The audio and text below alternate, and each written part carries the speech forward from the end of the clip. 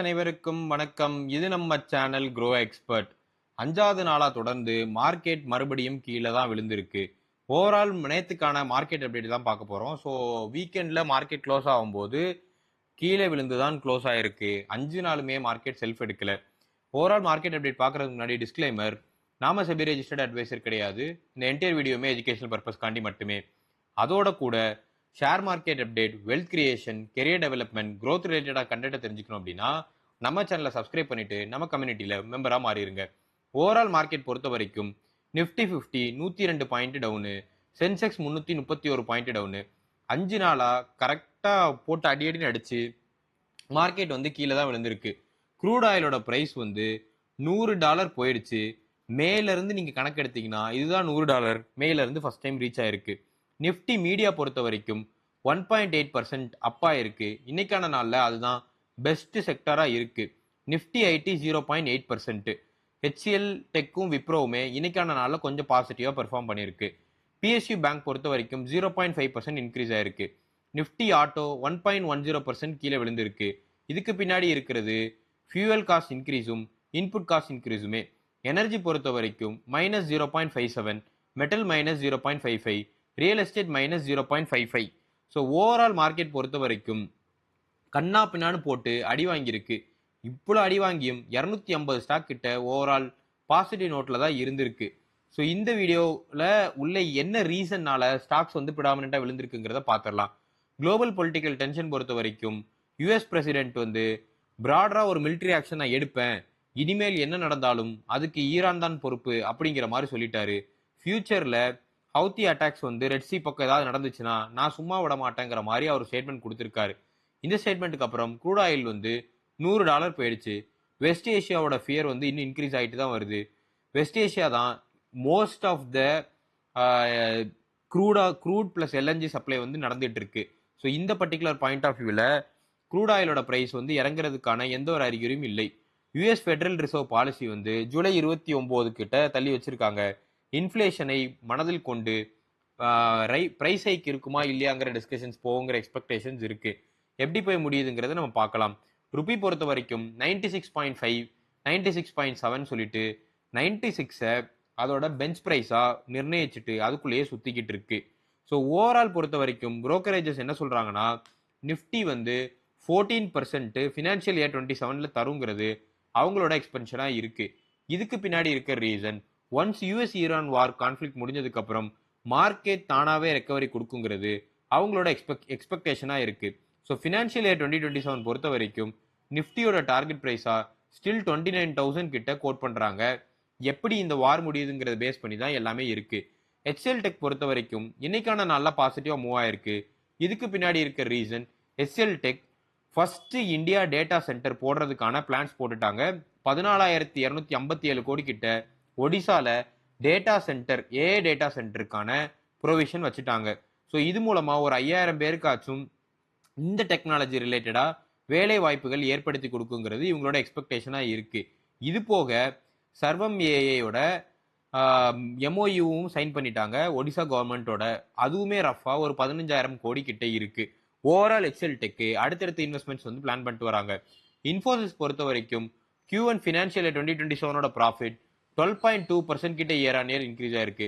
But financial year 27 guidance பொறுத்த வரைக்கும் trim ஆயிருக்குன்னு தான் சொல்லணும். 1.5 to 3% கிட்ட ட்ரிம் ஆயிருக்கு. ஸோ தோ ப்ராஃபிட் இன்க்ரீஸ் ஆகி 7,769 கோடி பண்ணியிருந்தாலும் இவங்களோட கைடன்ஸ் வந்து கம்மியாவே இருக்கு. 1.5 to 3% தான் இந்த வருஷத்துக்கான டார்கெட்டா வச்சிருக்காங்க. இது மார்க்கெட்டுக்கு ஒரு பாசிட்டிவ் நியூஸாக பார்க்கப்படவில்லை. அவங்க Q1 results financial year announce பண்ணும்போது சிஇஓட சக்சஷன் பிளானுமே சொல்லிட்டாங்க. ஆஷிஷ் குமார் தாஸ்ங்கிறவர் வந்து இப்போ கரண்டா இருக்கிற சலில் பாரிக்க ரீப்ளேஸ் பண்ணுவாருங்கிறத அனௌன்ஸ் பண்ணிட்டாங்க.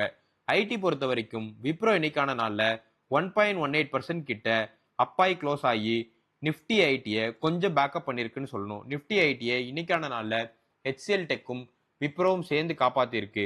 இது போக கோஃப்ரோஜும் சயன்ட்டும் ஓவராலா இன்னைக்கான நாள்ல ரொம்ப ஃபோக்கஸ்டான ஸ்டாக்கா படுது ஐடி பாயிண்ட் ஆஃப் வியூல. கன்சியூமர் அண்ட் ஏவியேஷன் பொறுத்த வரைக்கும் inter global aviation Q1 results பார்த்ததுல 2380 கோடி கிட்ட நெட் லாஸ் மேக் பண்ணியிருக்காங்க, 19.9% கிட்ட. இது ஆல்ரெடி எக்ஸ்பெக்ட் பண்ணப்பட்டது தான். ஆல்ரெடி க்ரூட் ஆயில் பிரைஸ் கண்ணாப்பின்னு ஏறிடுச்சு, இன்புட் காஸ்ட்டும் ஜாஸ்தியா இருக்கு, லாஸ் மேக் பண்ணுவாங்கன்னு எதிர்பார்த்தது, லாஸும் மேக் பண்ணியிருக்காங்க. மீஷோ பொறுத்த வரைக்கும் Q1ல 1328 கோடி கிட்ட லாஸ் பண்ணியிருக்காங்க, பட் ரெவன்யூ 48% கிட்ட இன்க்ரீஸ் ஆயிருக்கு.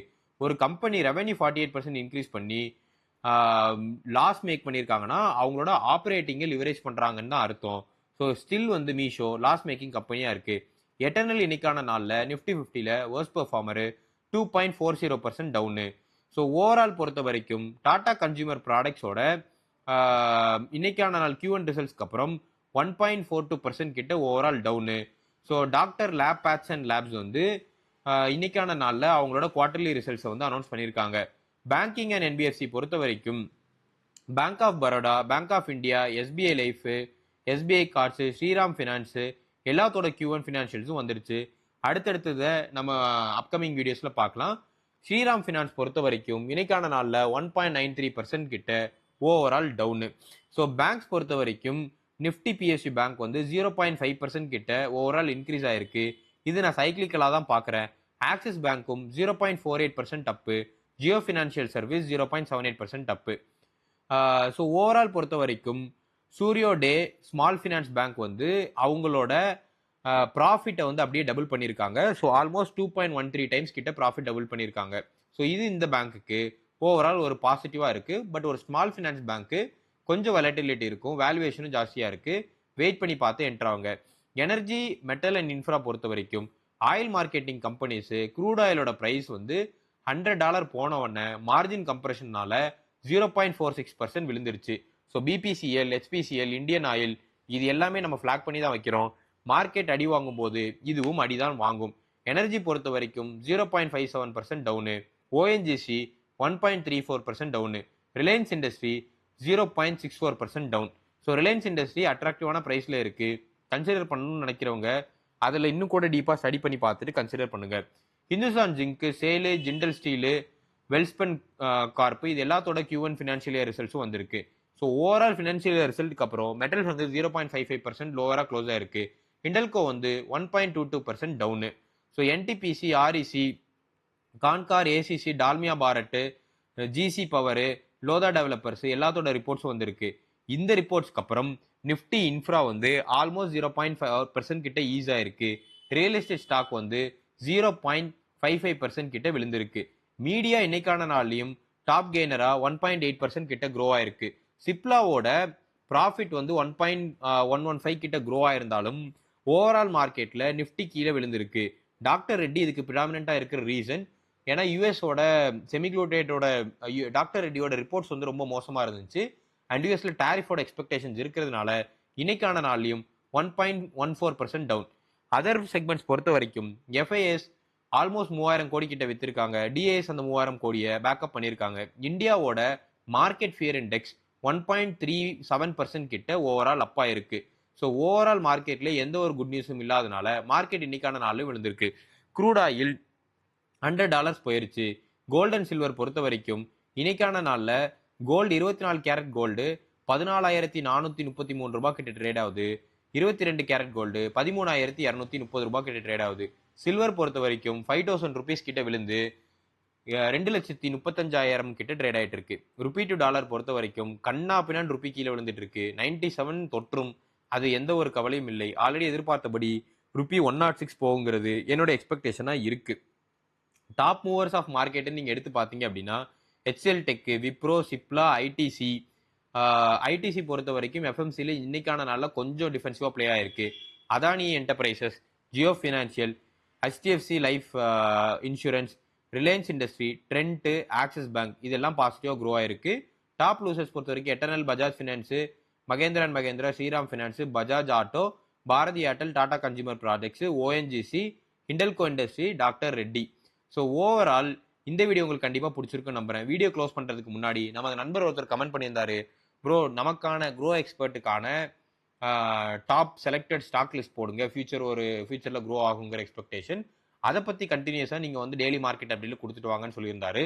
அதன் அடிப்படையில் நான் ஒரு லிஸ்ட் ஒர்க் அவுட் பண்ணிட்டு இருக்கேன். ஒவ்வொரு செக்மெண்ட்லையும் ஒரு 3 ஸ்டாக் மினிமமாச்சும் எடுத்துட்டு அதுல large cap, mid cap, small கேப்ல என்ன ஃபோக்கஸ் பண்ணுங்கிற மாதிரி டைவர்சிஃபை பண்ணி ஒரு லிஸ்ட் ரெடி பண்ணிட்டு இருக்கேன். லிஸ்ட் ரெடி ஆனோடனே டீட்டெயிலா ஒரு வீடியோ மேக் பண்ணி போடுறேன். அதுதான் நம்மளோட க்ரோ எக்ஸ்பர்ட்டோட கோல்டன் ஸ்டாக்ஸா இருக்க போகுது. கோல்டன் ஸ்டாக்ஸ் என்னன்னு தெரிஞ்சுக்கணும்னு ஆசைப்படுறீங்கன்னா கோல்டன் ஸ்டாக்ஸ்ன்னு சொல்லிட்டு கமெண்ட் பண்ணுங்க. 5 பேர் கமெண்ட் பண்ணீங்கன்னா கண்டிப்பாக கோல்டன் ஸ்டாக் பத்தி வீடியோ மேக் பண்ணி போடுறேன். ஓவரால் இந்த வீடியோ உங்களுக்கு பிடிச்சிருந்துச்சுன்னா லைக் பண்ணுங்க. இந்த வீடியோ இது வரைக்கும் சப்ஸ்கிரைப் பண்ணாம பார்த்தீங்கன்னா சப்ஸ்கிரைப் பண்ணிருங்க. ஃப்ரெண்ட்ஸ் ஃபேமிலிக்கு ஷேர் பண்ணுங்க. ஸ்பெசிஃபிக்கா உங்களுக்கு ஸ்டாக் பத்தி தெரிஞ்சுக்கணும் கமெண்ட் பண்ணுங்க.